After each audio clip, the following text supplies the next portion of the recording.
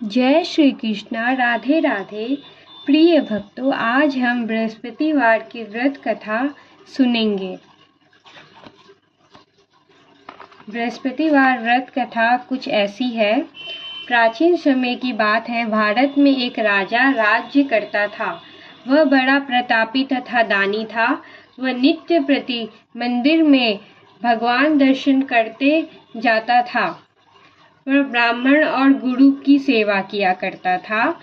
उसके द्वार से कोई भी याचक निराश होकर नहीं लौटता था।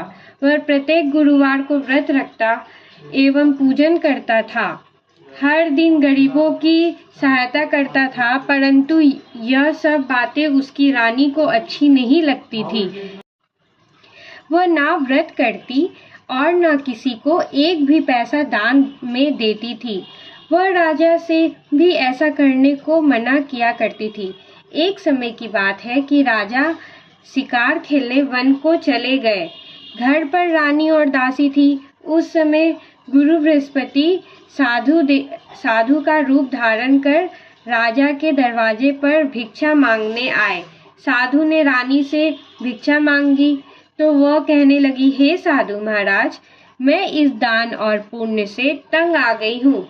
इस कार्य के लिए तो मेरे पतिदेव ही बहुत हैं। अब आप ऐसी कृपा करें कि सारी धन नष्ट हो जाए तथा मैं आराम से रह सकूं। साधु रूपी बृहस्पति देव ने कहा, हे देवी, तुम बड़ी विचित्र हो। संतान और धन से कोई दुखी नहीं होता है, इसको सभी चाहते हैं। पापी भी पुत्र और धन की इच्छा करता है। अगर तुम्हारे पास धन अधिक है तो भूखे मनुष्य को भोजन करवाओ, प्याऊ लगवाओ, ब्राह्मणों को दान दो, धर्मशाला बनवाओ, कुआं, तालाब, बावड़ी, बाग, बगीचे आदि का निर्माण करवाओ तथा निर्धन की कुंवारी कन्या का विवाह करवाओ। साथ ही यज्ञ आदि करो। इस प्रकार के कर्मों से आपके कुल का और आपका नाम प्रलोक में सार्थक होगा एवं स्वर्ग की प्राप्ति होगी। परंतु रानी साधु की इन बातों से खुश नहीं हुई। उसने कहा, हे साधु महाराज, मुझे ऐसा धन की आवश्यकता नहीं जिसको मैं अन्य लोगों में दान दूं तथा जिसको रखने और संभालने में ही मेरे सारा समय नष्ट हो जाए। साधु ने कहा, हे देवी, यदि तुम्हारी ऐसी ही इच्छा है तो जैसा मैं तुम्हें बताता हूँ तुम वैसा ही करना। बृहस्पतिवार के दिन घर को गोबर से लिपना, अपने केसों को पीली मिट्टी से धोना, केसों को धोते समय स्नान करना, राजा से कहना वह हजामत करवाए, भोजन में मांस मदिरा खाना, कपड़ा धोबी के यहाँ धुलने देना। इस प्रकार 7 बृहस्पतिवार करने से तुम्हारे सारे धन नष्ट हो जाएंगे। यह कहकर साधु महाराज रूपी बृहस्पति देव अंतर्ध्यान हो गए। रानी ने साधु के कहने के अनुसार 7 बृहस्पतिवार तक वैसा ही करने का विचार किया। साधु के बताए अनुसार कार्य करते हुए केवल 3 बृहस्पतिवार ही बीते थे कि उसका समस्त धन संपत्ति नष्ट हो गया। भोजन के लिए दोनों समय परिवार तरसने लगा तथा संसारिक भोगों से दुखी रहने लगा। तब राजा ने रानी से कहा, हे रानी, तुम यहाँ पर रहो, मैं अब परदेश जा रहा हूँ, वहाँ कोई काम धंधा करूँगा, शायद हमारा भाग्य बदल जाए। ऐसा कहकर राजा परदेश चला गया। वह वहाँ जंगल से लकड़ी काट कर लाता और शहर में बेचकर अपना जीवन व्यतीत करने लगा। इधर राजा के बिना रानी और दासियां दुखी रहने लगी। किसी दिन भोजन मिलता और किसी दिन जल पीकर ही रह जाती।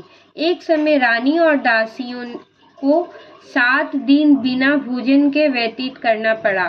तो रानी ने अपनी दासी से कहा, यह पास ही के नगर में मेरी बहन रहती है, वह बड़ी धनवान है, तू उसके पास जा और वहाँ से 5 शेर बेचकर मांग कर ले आ। जिससे कुछ समय के लिए गुजर हो जाएगा। दासी रानी की बहन के पास गई। रानी की बहन उस समय पूजा कर रही थी। बृहस्पतिवार का दिन था। दासी ने रानी की बहन से कहा, हे रानी, मुझे आपकी बहन ने भेजा है, मुझे 5 शेर बेचकर दे दो। दासी ने यह बात अनेकों बार कही, परंतु रानी की बहन ने कोई उत्तर नहीं दिया, क्योंकि वह उस समय बृहस्पतिवार की कथा सुन रही थी। जब दासी को रानी की बहन से कोई उत्तर नहीं मिला तो वह बहुत दुखी हुई। उसे क्रोध भी आया। वो लौटकर रानी से बोली, हे रानी, आपकी बहन बहुत ही धनी स्त्री है, वह छोटे लोगों से बात भी नहीं करती। मैंने उसे कहा तो उसने कोई उत्तर नहीं दिया। मैं वापस चली आई। रानी बोली, हे दासी, इसमें उसका कोई दोष नहीं है। जब बुरे दिन आते हैं तब कोई सहारा नहीं देता। अच्छे बुरे का पता विपत्ति में ही लगता है। जो ईश्वर की इच्छा होगी वही होगा। यह सब हमारे भाग्य का दोष है। उधर रानी की बहन ने सोचा कि मेरी बहन की दासी आई थी, परंतु मैं उसे नहीं बोली, इससे वह बहुत दुखी हुई होगी। अतः कथा सुन और विष्णु भगवान का पूजन समाप्त कर वह अपनी बहन के घर और आई। कहने लगी, हे बहन, मैं बृहस्पतिवार का व्रत कर रही थी, तुम्हारी दासी हमारे घर आई थी, परंतु जब तक कथा होता है तब तक हम लोग ना उठते हैं और ना बोलते हैं, इसलिए मैं नहीं बोली। कहो दासी, क्यों गई थी? रानी बोली, बहन, हमारे घर अनाज नहीं था। वैसे तुमसे कोई बात छिपी नहीं है, इस कारण मैंने दासी को तुम्हारे पास 5 शेर बेचकर लेने के लिए भेजा था। रानी की बहन बोली, बहन, बृहस्पति भगवान सबकी मनोकामना पूर्ण करते हैं। देखो, शायद तुम्हारे घर में अनाज रखा हो। यह सुनकर दासी घर के अंदर गई तो वह उसे एक घड़ा बेचड़ का भड़ा मिला। उसे बड़ी हैरानी हुई, क्योंकि उसने एक एक बर्तन देख लिया था। उसने बाहर आकर रानी को बताया। दासी अपनी रानी से कहने लगी, हे रानी, देखो, वैसे हमको जब अन्न नहीं मिलता तो हम रोज ही व्रत करते हैं। अगर इनसे व्रत की विधि और कथा पूछ ली जाए तो उसे हम भी किया करेंगे। दासी के कहने पर रानी ने अपनी बहन से बृहस्पतिवार व्रत के बारे में पूछा। उसकी बहन ने बताया, हे रानी बहन, बृहस्पतिवार को सूर्योदय से पूर्व उठकर स्नान करके बृहस्पतिवार का व्रत करना चाहिए, लेकिन उस दिन सिर नहीं धोना चाहिए। बृहस्पतिवार के व्रत में चने की दाल और मुनक्का से विष्णु भगवान का केले के वृक्ष की जड़ में पूजन करें तथा दीपक जलवाए। उस दिन एक ही समय भोजन करें। भोजन पीले खाद्य पदार्थ का करें तथा कथा सुने। इस प्रकार करने से गुरु भगवान प्रसन्न होते हैं, अन्न पुत्र धन देते हैं, मनोकामना पूर्ण करते हैं। व्रत और पूजन की विधि बताकर रानी की बहन अपने घर लौट गई। रानी और दासी दोनों ने निश्चय किया कि बृहस्पति देव भगवान का पूजन जरूर करेंगे। 7 दिन बाद जब बृहस्पतिवार आया तो उन्होंने व्रत रखा। घोड़साल में जाकर चना और गुड़ बीन लाई तथा उसकी दाल से केले की जड़ तथा भगवान का पूजन किया। अब भोजन पीला कहाँ से आए? दोनों बड़ी दुखी हुई, परंतु उन्होंने व्रत किया, इस कारण बृहस्पति भगवान प्रसन्न थे। एक साधारण व्यक्ति के रूप में वे 2 थालों में सुंदर पीली भोजन लेकर आए और दासी को देकर बोला, हे दासी, यह भोजन तुम्हारे और रानी के लिए है, तुम दोनों करना। दासी भोजन पाकर बड़ी प्रसन्न हुई और रानी से बोली, रानी जी, भोजन कर लो। रानी को भोजन आने के बारे में कुछ नहीं पता था, इसलिए वह दासी से बोली, जा, तू ही भोजन कर, क्यों तू हमारी व्रत में हंसी उड़ाती है? दासी बोली, एक व्यक्ति भोजन दे गया है।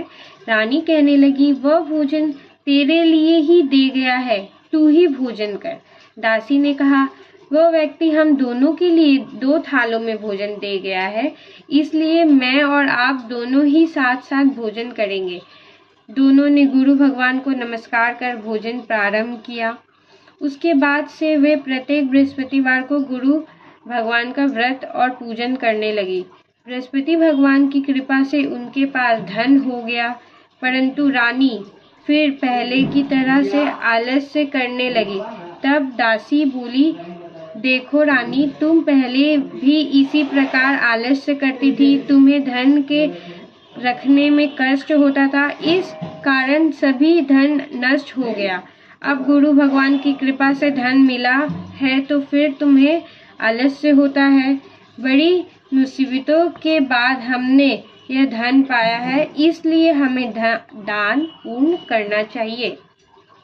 तुम भूखे मनुष्य को भोजन करवाओ, प्याव लगवाओ, ब्राह्मणों को दान दो, कुआं, तालाब, बावड़ी आदि का निर्माण करवाओ, मंदिर पाठशाला बनवाकर दान दो, कुंवारी कन्याओं का विवाह करवाओ, धन को शुभ कार्यों में खर्च करो, जिससे तुम्हारा कुल का यश बढ़े तथा स्वर्ग प्राप्ति हो और पितृ प्रसन्न हो। दासी की बात मानकर रानी ने इस प्रकार के कर्म करने प्रारंभ किए, जिससे उनका काफी यश फैलने लगा। एक दिन रानी और दासी आपस में विचार करने लगी कि ना जाने राजा किस दशा में होंगे, उनकी कोई खोज खबर नहीं है। गुरु भगवान से उन्होंने प्रार्थना की और भगवान ने रात्रि में राजा को स्वप्न में कहा, हे राजा, उठ, तेरी रानी तुझको याद करती है, अब अपने देश को लौट जा। राजा प्रातःकाल उठकर जंगल से लकड़ियां काटकर लाने के लिए जंगल की ओर चल पड़ा। जंगल से गुजरते ही वह सोचने लगा, रानी की गलती से उसे कितना दुख भोगना पड़े। राजपाट छोड़कर उसे जंगल में आकर रहना पड़ा। जंगल से लकड़ियां काटकर उन्हें बेचकर गुजारा करना पड़ा। उसी समय उस जंगल में बृहस्पति देव एक साधु का रूप धारण कर आए और राजा के पास आकर बोले, हे लकड़हारे, तुम इस सुनसान जंगल में किस चिंता में बैठे हो, मुझे बतलाओ। यह सुन राजा के नेत्रों में जल भर आया और साधु की वंदना कर बोला, हे प्रभु, आप सब कुछ जानने वाले हैं। इतना कहकर राजा ने साधु को अपनी संपूर्ण कहानी सुना दी। महात्मा दयालु होते हैं। वे राजा से बोले, हे राजा, तुम्हारी पत्नी ने बृहस्पति देव के प्रति अपराध किया था, जिसके कारण तुम्हारी यह दशा हुई। अब तुम किसी प्रकार की चिंता मत करो, भगवान तुम्हें पहले से अधिक धन देंगे। देखो, तुम्हारी पत्नी ने बृहस्पतिवार का व्रत प्रारंभ कर दिया है। अब तुम भी बृहस्पतिवार का व्रत करके चने की दाल व गुड़ जल के लोटे में डालकर केले का पूजन करो, फिर कथा कहो या सुनो। भगवान तुम्हारी सब कामनाओं को पूर्ण करेंगे। साधु को प्रसन्न देखकर राजा बोले, हे प्रभु, मुझे लकड़ी बेचकर इतने पैसे भी नहीं बचता जिससे भोजन करने के उपरांत कुछ बचा सकूं। मैंने रात्रि में अपनी रानी को व्याकुल देखा है। मेरे पास कोई साधन नहीं जिससे समाचार जान सकूं। फिर मैं बृहस्पति देव की क्या कहानी कहूँ, मुझको तो कुछ भी मालूम नहीं है।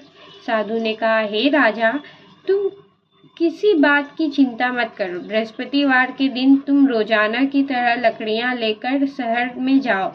तुम्हें रोज से दुगना धन प्राप्त होगा, जिससे तुम भली भांति भोजन कर लोगे तथा बृहस्पति देव की पूजा का सामान भी आ जाएगा। बृहस्पति देव की कथा इस प्रकार है। बृहस्पति देव की कथा। प्राचीन काल में एक बहुत ही निर्धन ब्राह्मण था। उसका कोई संतान नहीं थी। वह नित्य पूजा पाठ करता, परंतु उसकी स्त्री बहुत मलिनता के साथ रहती थी। वह न स्नान करती और न किसी देवता का पूजन करती। प्रातःकाल उठते ही सर्वप्रथम भोजन करती, बाद में कोई अन्य कार्य करती। ब्राह्मण देवता बहुत दुखी रहते थे। पत्नी को बहुत समझाते किंतु उसका कोई परिणाम नहीं निकलता। भगवान की कृपा से ब्राह्मण की स्त्री को कन्या उत्पन्न हुई। वह कन्या अपने पिता के घर में बड़ी होने लगी। वह बालिका प्रातः स्नान करके भगवान विष्णु का जाप करती। वह बचपन से ही बृहस्पतिवार का व्रत भी करने लगी। पूजा पाठ समाप्त कर स्कूल जाते समय और अपनी मुट्ठी में जौ भरकर ले जाती और पाठशाला जाने के मार्ग में डालती जाती। वही जौ स्वर्ण के हो जाते तो लौटते समय उन्हें बीनकर घर ले जाती। एक दिन वह बालिका सूप में उन सोने के जौ को फटकार कर साफ कर रही थी।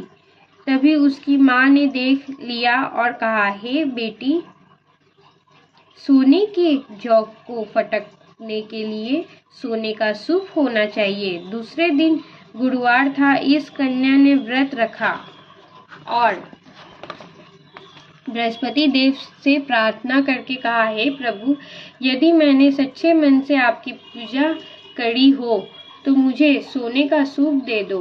बृहस्पति देव ने उसकी प्रार्थना स्वीकार कर ली। रोजाना की तरह वह कन्या जौ फैलाती हुई स्कूल चली गई। स्कूल से लौटकर जब वह जौ बीन रही थी तो बृहस्पति देव की कृपा से उसे सोने का सूप मिल गया। उसे वह घर ले आई और उससे जौ साफ करने लगी, परंतु उसकी माँ का वही ढंग रहा। एक दिन की बात है, वह कन्या सोने के सूप में जौ साफ कर रही थी। उस समय उस नगर का राजकुमार वहां से होकर निकला। इस कन्या के रूप और सोने के सूप में जौ को साफ करते देखकर वह उस कन्या पर मोहित हो गया। राजमहल आकर वह भोजन तथा जल त्याग कर उदास होकर लेट गया।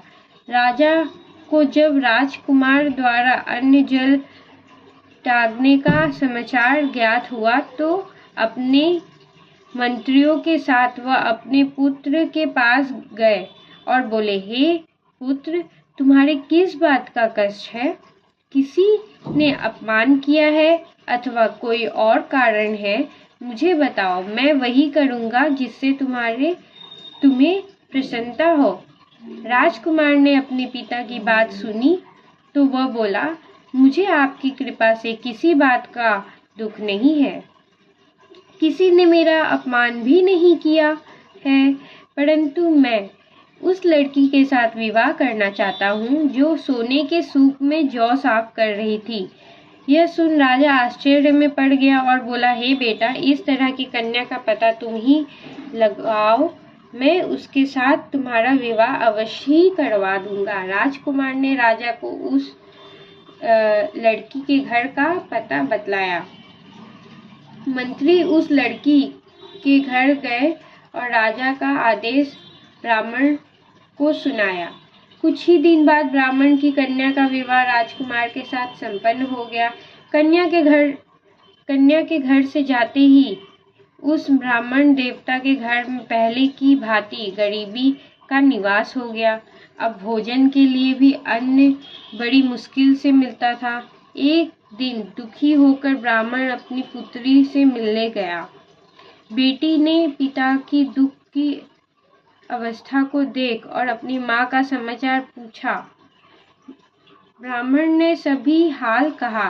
कन्या ने बहुत सा धन देकर अपने पिता को विदा कर दिया। इस तरह ब्राह्मण का कुछ समय सुखपूर्वक व्यतीत हुआ, लेकिन कुछ दिन बाद फिर वही हाल हो गया। ब्राह्मण फिर अपनी कन्या के यहाँ गया और सभी हाल कहा तो पुत्री बोली, हे पिताजी, आप माताजी को यहाँ लिवा लाओ। मैं उन्हें वह विधि बता दूंगी जिससे गरीबी दूर हो जाए। ब्राह्मण देवता अपनी स्त्री को साथ लेकर अपनी पुत्री के पास राजमहल पहुँचे तो पुत्री अपनी माँ को समझाने लगी, हे माँ, तुम प्रातःकाल उठकर प्रथम स्नान आदि करके विष्णु भगवान का पूजन करो तो सब दरिद्रता दूर हो जाएगी। परंतु उसकी माँ ने उसकी एक बात नहीं मानी। वह प्रातःकाल उठकर अपनी पुत्री का बचा झूठन खा लेती थी। एक दिन उसकी पुत्री को बहुत गुस्सा आया। उसने एक रात एक कोठरी से सारा सामान निकाल दिया और अपनी माँ को उसमें बंद कर दिया। प्रातः उसने उसमें से उसे निकाला तथा स्नान आदि करा के पूजा पाठ करवाया तो उसकी माँ की बुद्धि ठीक हो गई। इसके बाद वह नियम से पूजा पाठ करती और प्रत्येक बृहस्पतिवार को व्रत रखने लगी। इस व्रत के प्रभाव से उसकी माँ भी बहुत धनवान हो गई और बृहस्पति देवता के प्रभाव से स्वर्ग को गई। वह ब्राह्मण भी सुखपूर्वक इस लोक का सुख भोगकर स्वर्ग को प्राप्त हुआ। इस तरह कहानी कहकर साधु देवता वहां से लोप हो गए। धीरे धीरे समय व्यतीत होने पर फिर बृहस्पतिवार का दिन आया। राजा जंगल से लकड़ियां काटकर किसी शहर में बेचने गया। उसे उस दिन और दिनों से अधिक धन मिला। राजा ने चना गुड़ आदि लाकर बृहस्पतिवार का व्रत किया। उस दिन से उसके सभी कलेश दूर हुए। परंतु जब अगला गुरुवार का दिन आया तो वह बृहस्पतिवार का व्रत करना भूल गया। इस कारण बृहस्पति भगवान नाराज हो गए। उस दिन उस नगर के राजा ने विशाल यज्ञ का आयोजन किया तथा अपने समस्त राज्य में घोषणा करवा दी कि कोई भी मनुष्य अपने घर में भोजन न बनाए तथा आग भी न जलाए। समस्त लोग मेरे यहाँ भोजन करने आवे। इस आज्ञा को जो ना मानेगा उसको फांसी की सजा दी जाएगी। राजा की आज्ञा अनुसार राज्य के सभी वासी राजा के भोज में सम्मिलित हुए, लेकिन लकड़हारा कुछ देर से पहुंचा, इसलिए राजा उसके अपने साथ महल में ले गया। जब राजा लकड़हारे को भोजन करा रहे थे तो रानी की दृष्टि उस खूंटी पर पड़ी जिस पर उसका हार लटका हुआ था। उसे हार खूंटी पर लटका दिखाई नहीं दिया। रानी को निश्चय हुआ कि मेरी हार इसी लकड़हारे ने चुरा ली है। उसी समय सैनिक बुलवाकर उसको जेल में डलवा दिया। जब लकड़हारा जेल खाने में गया तो बहुत दुखी होकर विचार करने लगा कि ना जाने कौन से पूर्व जन्म के कर्म से मुझे यह दुख प्राप्त हुआ है, और उसी साधु को याद करने लगा जो जंगल में मिला था। तत्काल बृहस्पति देव साधु के रूप में प्रकट हो गए और उसकी दासी को देखकर कहने लगे, अरे मूर्ख, तूने बृहस्पति देव की कथा नहीं कही, इसी कारण तुझे दुख प्राप्त हुआ है। अब चिंता मत कर, बृहस्पतिवार के दिन जेल खाने के दरवाजे पर 4 पैसे पड़े मिलेंगे। उनसे तू बृहस्पति देव की पूजा करना, तेरे सभी कष्ट दूर हो जाएंगे। अगले बृहस्पतिवार उसे जेल के द्वार पर 4 पैसे मिले। राजा ने पूजा का सामान मंगवाकर कथा कही और प्रसाद बांटा। इसी रात्रि को बृहस्पति देव ने उस नगर के राजा को स्वप्न में कहा, हे राजा, तूने जिस आदमी को जेल खाने में बंद कर दिया है वह निर्दोष है, वह राजा है, उसे छोड़ देना। रानी का हार उसी खूंटी पर लटका हुआ है। अगर तू ऐसा नहीं करेगा तो मैं तेरे राज्य को नष्ट कर दूंगा। राजा प्रातःकाल उठा और खूंटी पर हार टंगा देखकर लकड़हारे को बुलाकर क्षमा मांगी तथा राजा को योग्य सुंदर वस्त्र आभूषण भेंट कर उसे विदा किया। गुरुदेव की आज्ञा अनुसार राजा अपने नगर को चल दिया। राजा जब नगर के निकट पहुंचा तो उसे बड़ा ही आश्चर्य हुआ। नगर में पहले से अधिक बाग, तालाब और कुआं तथा बहुत सी धर्मशालाएं, मंदिर आदि बने हुए थे। राजा ने पूछा कि यह किसका बाग और धर्मशाला है? तब नगर के सब लोग कहने लगे कि यह सब रानी और दासी द्वारा बनवाए गए हैं। राजा को आश्चर्य हुआ और गुस्सा भी आया। जब रानी ने खबर सुना कि राजा आ रहे हैं तो उसने अपनी दासी से कहा, हे दासी, देख, राजा हमको कितनी बुरी हालत में छोड़ गए थे। वो हमारी ऐसी हालत देखकर लौट न जाए, इसलिए तू दरवाजे पर खड़ी हो जा। रानी की आज्ञा अनुसार दासी दरवाजे पर खड़ी हो गई। जब राजा आए तो उन्हें अपने साथ महल में लिवा लाई। राजा ने क्रोध करके अपने तलवार निकाली और रानी से पूछने लगा, बताओ, यह धन तुम्हें कैसे प्राप्त हुआ है? तब रानी ने बतलाया, हमें यह सब धन बृहस्पति देव के व्रत के प्रभाव से प्राप्त हुआ है। राजा ने तब निश्चय किया कि 7 रोज बाद तो सभी बृहस्पति देव का पूजन करते हैं, परंतु मैं रोजाना दिन में 3 बार कथा कहा करूंगा तथा रोज व्रत किया करूंगा। अब हर समय राजा के दुपट्टे में चने की दाल बंधी रहती तथा दिन में 3 बार कथा करता। एक रोज राजा ने विचार किया कि चले अपनी बहन के यहाँ हो आवे। इस तरह का निश्चय कर राजा घोड़े पर सवार हो अपनी बहन के यहाँ चल दिया। मार्ग में उसने देखा कि कुछ आदमी एक मुर्दे को ले जा रहे हैं।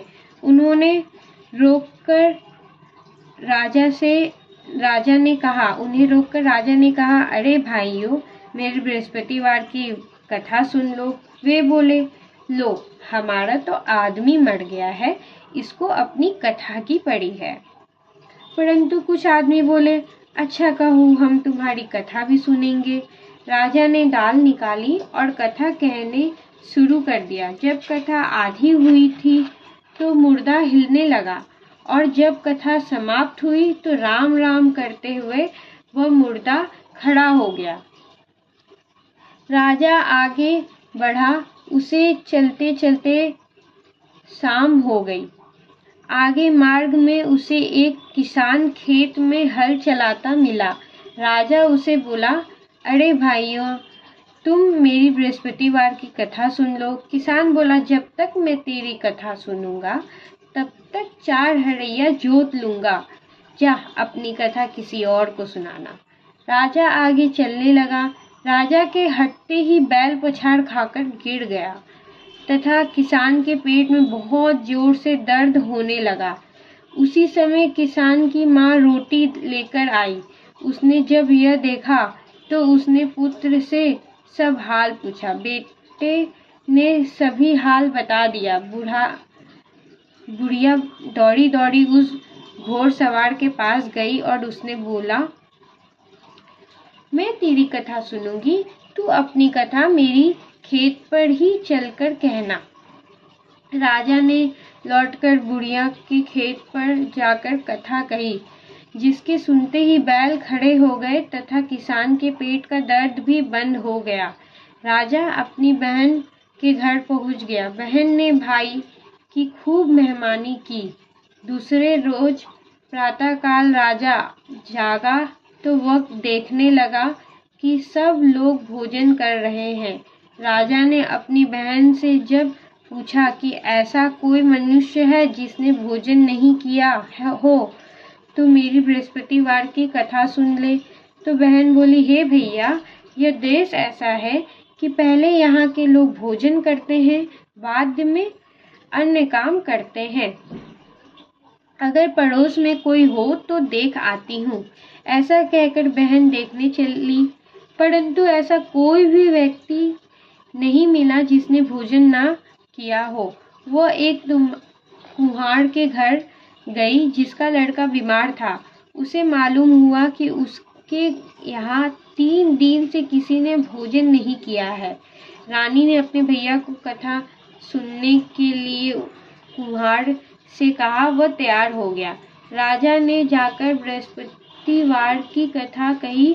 जिसको सुनकर उसका लड़का ठीक हो गया। अब तो राजा की प्रशंसा होने लगी। एक दिन राजा ने अपनी बहन से कहा, हे बहन, मैं अपने घर जाऊंगा, तुम भी तैयार हो जाओ। राजा की बहन ने अपनी सास से अपने भैया के साथ जाने की आज्ञा मांगी।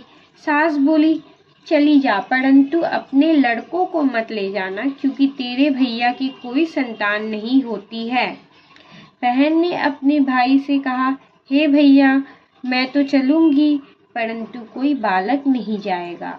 राजा ने कहा, जब कोई बालक नहीं चलेगा तब तुम जाकर ही क्या करोगी।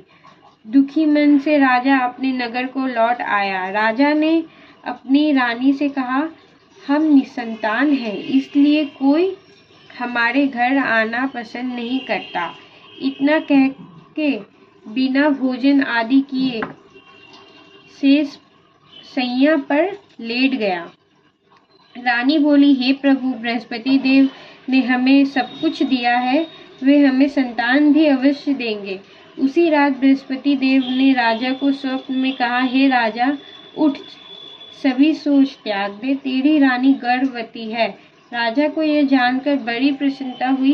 9वें महीने में रानी के गर्भ से एक सुंदर पुत्र पैदा हुआ। जब राजा की बहन ने यह शुभ समाचार सुना तो वह बहुत खुश हुई तथा बधाई लेकर अपने भैया के यहाँ आई। तभी रानी ने कहा, घोड़ा चढ़कर नहीं आई, गधा चढ़ी आई।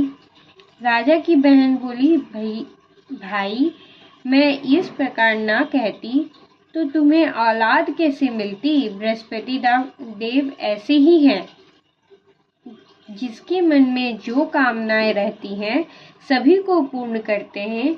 जो सद्भावना पूर्वक बृहस्पतिवार का व्रत करता है एवं पढ़ता है अथवा सुनता है और दूसरों को सुनाता है, बृहस्पति देव उसकी सभी मनोकामना पूर्ण करते हैं। बृहस्पति देव उनकी सदैव रक्षा करते हैं। जो संसार में सद्भावना व सच्चे हृदय से बृहस्पति देव का पूजन करते हैं, उनकी सभी मनोकामनाएं उसी प्रकार पूर्ण होती है जैसे रानी और राजा ने बृहस्पति देव की कथा का गुणगान किया। उनकी सभी इच्छाएं बृहस्पति देव ने पूर्ण की। मनुष्य को हृदय से उनका मनन करते हुए जयकारा करना चाहिए। बोलो बृहस्पति देव की जय। अब हम आरती बृहस्पति देव की करेंगे और भगवान जगदीश्वर जी की भी आरती करेंगे। आरती बृहस्पति देव की। जय बृहस्पति देवा, ओम जय बृहस्पति देवा, छिन छिन भोग लगाऊं कदली फल मेवा। ओम जय बृहस्पति देवा, तुम पूर्ण परमात्मा, तुम अंतर्यामी, जगत पिता जगदीश्वर, तुम सबके स्वामी। ओम जय बृहस्पति देवा, चरणामृत निज निर्मल, सब पातक हरता, सकल मनोरथ दायक, कृपा करो भरता। ओम जय बृहस्पति देवा, तन मन धन अर्पण कर, जो जन शरण पड़े, प्रभु प्रकट तब होकर, आकर द्वार पड़े। ओम जय बृहस्पति देवा, दीन दयाल दयानिधि, भक्तन हितकारी, पाप दोष सब हरता, भव बंधन हारी। ओम जय बृहस्पति देवा, सकल मनोरथ दायक, सब संशय हारी, विषय विकार मिटाओ, संतन सुखकारी। ओम जय बृहस्पति देवा, जो कोई आरती तेरी प्रेम सहित गावे, जे आनंद आनंद कर, सो निश्चय फल पावे। ओम जय बृहस्पति देवा। भगवान जगदीश्वर जी की आरती। ओम जय जगदीश हरे, स्वामी जय जगदीश हरे, भक्त जनों के संकट क्षण में दूर करे। ओम जय जगदीश हरे। जो ध्यावे फल पावे, दुख बिनसे मन का। सुख संपत्ति घर आवे, कष्ट मिटे तन का। ओम जय जगदीश हरे। मात पिता तुम मेरे, शरण गौ मैं किसकी। तुम बिन और न दूजा, आस करूं जिसकी। ओम जय जगदीश हरे। तुम पूर्ण परमात्मा, तुम अंतर्यामी। पार ब्रह्म परमेश्वर, तुम सबके स्वामी। ओम जय जगदीश हरे। तुम करुणा के सागर, तुम पालन करता। मैं मूर्ख खल कामी, कृपा करो भरता। ओम जय जगदीश हरे। दीन बंधु दुख हरता, तुम रक्षक मेरे। करुणा हस्त उठाओ, द्वार पड़ा तेरे। ओम जय जगदीश हरे। विषय विकार मिटाओ, पाप हरो देवा। श्रद्धा भक्ति बढ़ाओ, संतन की सेवा। ओम जय जगदीश हरे। तन मन धन सब कुछ है तेरा, तेरा तुझको अर्पण क्या लागे मेरा। ओम जय जगदीश हरे। ओम जय जगदीश हरे। स्वामी जय जगदीश हरे। भक्त जनों के संकट क्षण में दूर करे। ओम जय जगदीश हरे। प्रेम से बोलिए बृहस्पति देव की जय। सारी देवी देवताओं